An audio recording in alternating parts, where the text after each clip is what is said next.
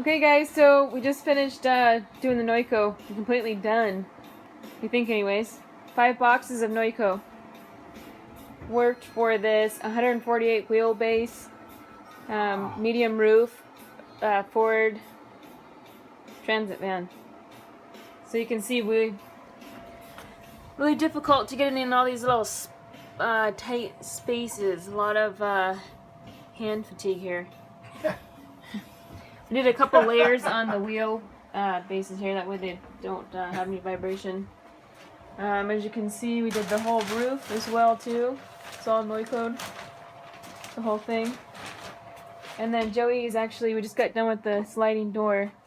He's putting some of the wool insulation in there. So we put as much Noico in the door as we could, because that one's pretty noisy. And as you can see, we're using the Havelock wool, R13. It's great stuff. You don't have to wear a mask.